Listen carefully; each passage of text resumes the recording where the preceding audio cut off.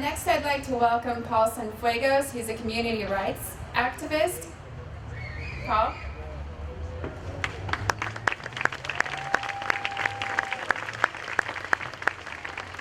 Thank you so much for inviting me. Thank you all for coming. What a great crowd.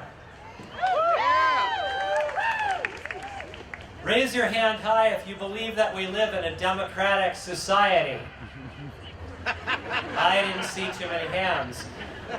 James Madison, one of our so-called founding fathers, was the guy who drafted the U.S. Constitution. Here's something he said about the purpose of government. The primary purpose of government is to protect the opulent minority from the majority.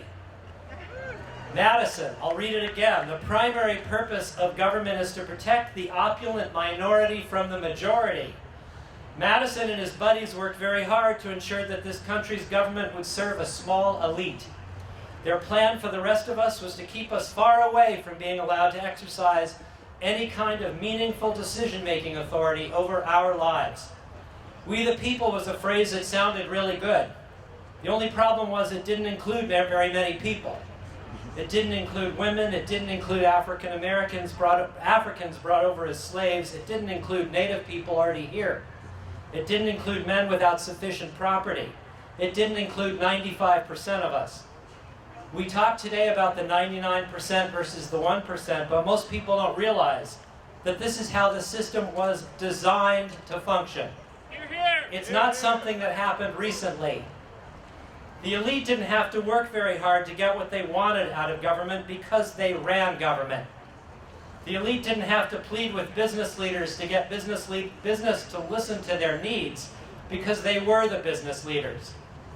Activists today talk a lot about how large corporations have captured the regulatory agencies, have captured government.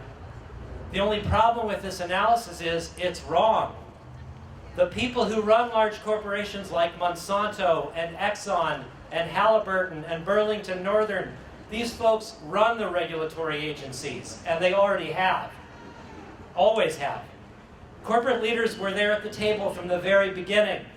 So if you're an anti-GMO activist, or an anti-RBGH activist, or an anti-factory farms activist, or a pro-raw milk activist, I'm here to tell you, the regulatory agencies that make decisions day in and day out about what kinds of agriculture we're going to have in this country, regulatory agencies like the U.S. Department of Agriculture, the USDA, or the Food and Drug Administration, the FDA, corporate leaders didn't have to capture these agencies to make them into servants of those corporations.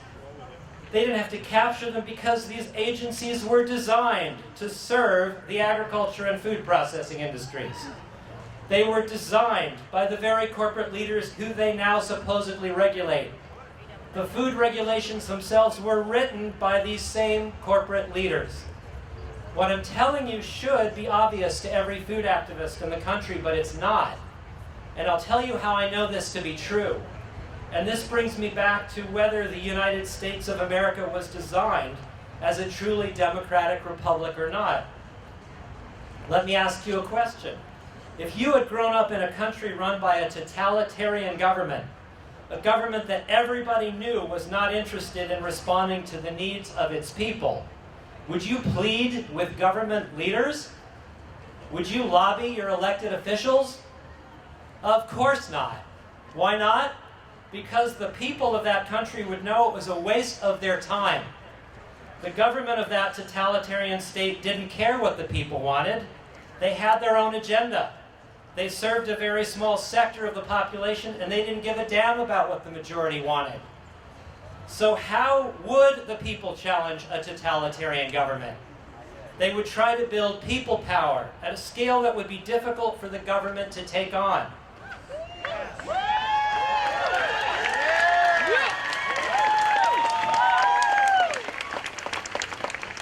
And by people power, I do not mean tactics like merely protesting and rallying and pleading with and negotiating with and demanding and picketing of our so-called leaders. I do mean the kind of people power that attempts to seize back our authority as we the people, our authority to govern ourselves.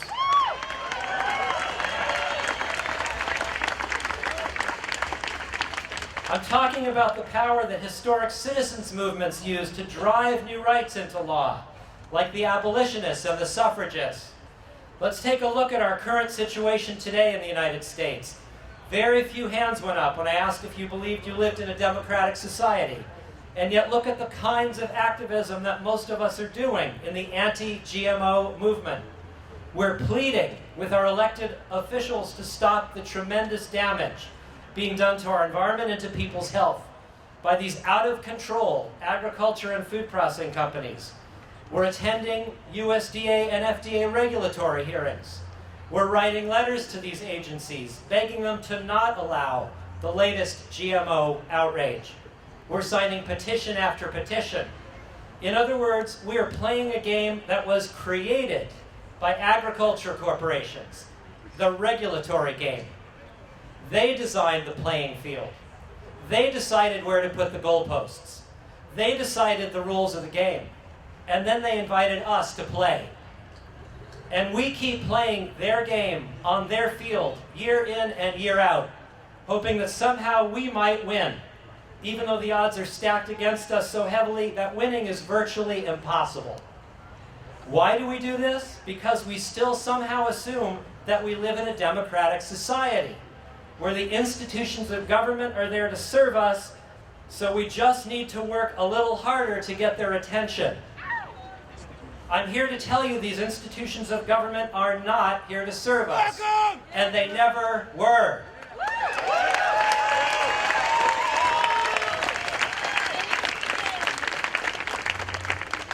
Regulatory agencies were created way back in the 1880s. They were created specifically to funnel citizen participation into a narrower and narrower space, where we the people ended up with no real voice. The first regulatory agency, the Interstate Commerce Commission, or ICC, was created to serve the railroad industry.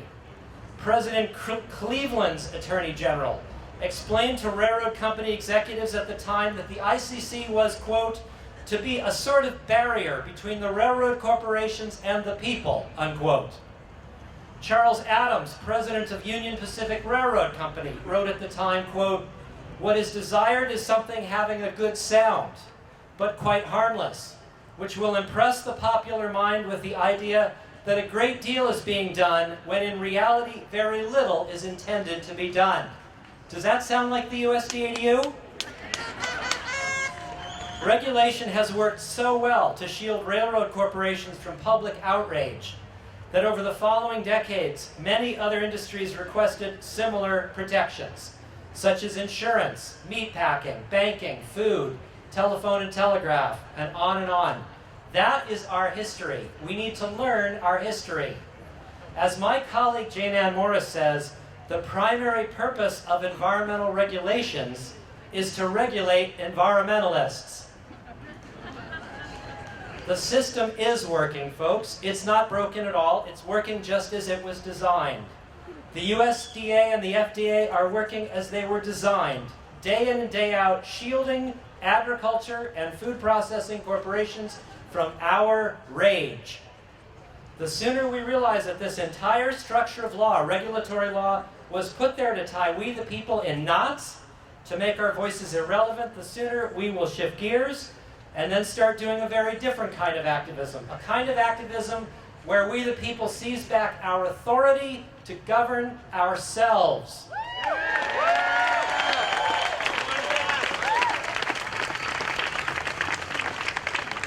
So far I've been sharing a pretty darn depressing history with you, but believe it or not, the main reason I'm here today is to share with you the good news.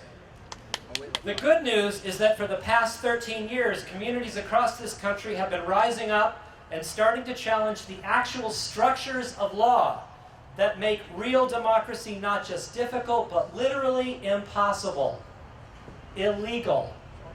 These structures of law include corporations having won a whole variety of constitutional so-called rights, such as free speech rights, property rights, privacy rights, protection against search and seizure rights, and many others. All of these so-called corporate rights came directly out of the Supreme Court. Talk about an activist court. It's an outrage. But there's more. State governments use laws called state preemption and Dillon's rule to ban local governments from protecting their human and non-human residents from corporate harm. What are we doing to challenge this? In 150 communities in 8 states, we've passed laws now that are themselves acts of civil disobedience against these unjust structures of law.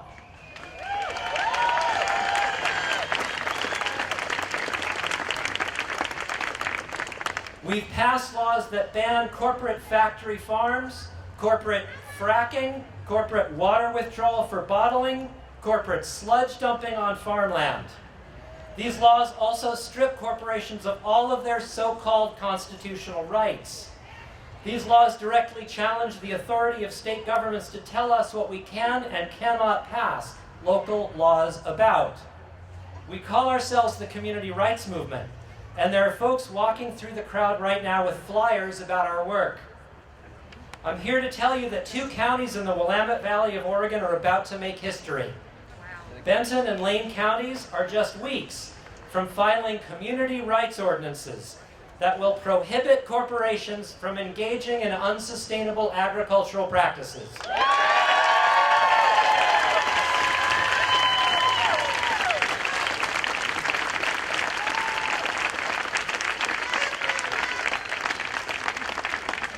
If these ordinances are approved by the voters next May, the planting of genetically modified seeds will be banned in Benton and Lane counties.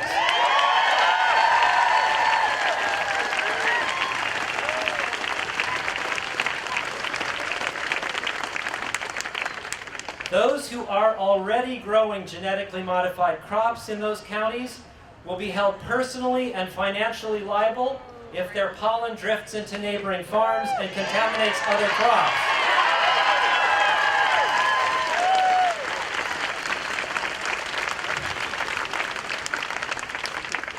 GMO farmers will have 6 months to remove all GMO crops after passage of the ordinance, or will be held personally and financially liable.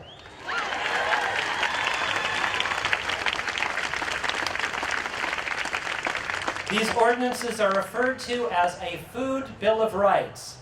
They enshrine into local law a right to sustainable food systems, a right to seed heritage, a right of natural communities to exist, persist, and evolve. That's rights of nature, rights for nature.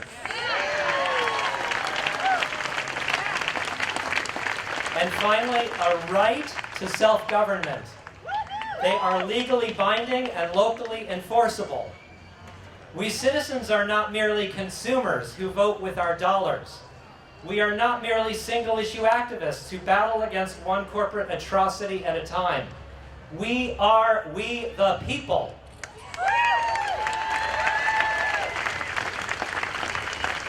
That is where our primary power resides, and we need to remember that truth. I am thrilled to be able to announce to you that over the past few months, the national staff of the Organic Consumers Association has been meeting with myself and my colleagues in the community rights movement, and they're very, very excited about what we're doing in Benton and Lane counties. They're very, very excited about a rights-based strategy that strips agricultural corporations of their so-called rights.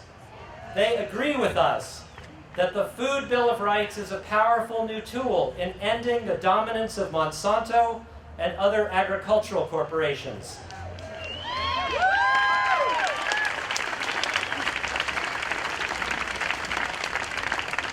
If you're a member of the Organic Consumers Association, please thank them for their support of the community rights movement. Again, there are people walking through the crowd handing out flyers that will give you more info about Benton and Lane County's Food Bill of Rights, about how you can learn more about and get involved in the community rights movement here in Portland and in other places. There's even a t-shirt table somewhere out there in the crowd. I haven't found it. If you don't see the flyer, go to paulcienfuegos.com or communityrightspdx.org. If you live in an agricultural county, please chat with me after my speech and maybe I can come down to where you live and lead an introductory workshop. Our local community rights group here in Portland leads free 2-hour workshops every few weeks. That information's on the flyers also. I want to close by reading you the first paragraph of our own state constitution here in Oregon. Article 1, Bill of Rights. Section 1, natural rights inherent in people. We declare, and this is the highest law of the land in this state, we declare that all power is inherent in the people, and all free governments are founded on their authority, and instituted for their peace, safety, and happiness, and they have at all times a right to alter, reform, or abolish the government in such manner as they may think proper.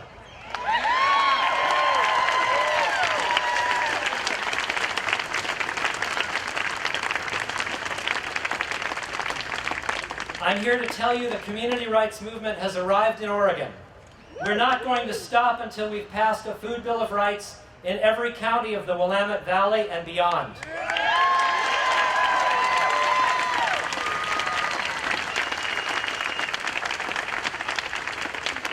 We're not going to stop until we've stripped Monsanto Corporation of all of its so-called constitutional rights.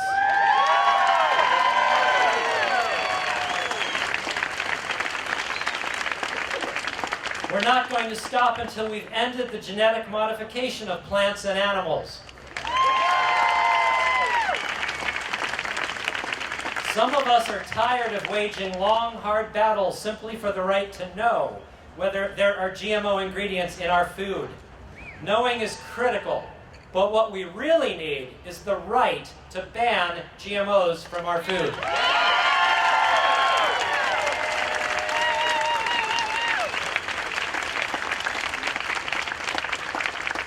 The community rights movement is working hard to pass county-based laws that exercise that right to govern ourselves, to define the future we want for our children and grandchildren. I urge you to get involved in the community rights movement where you live. Thank you so much.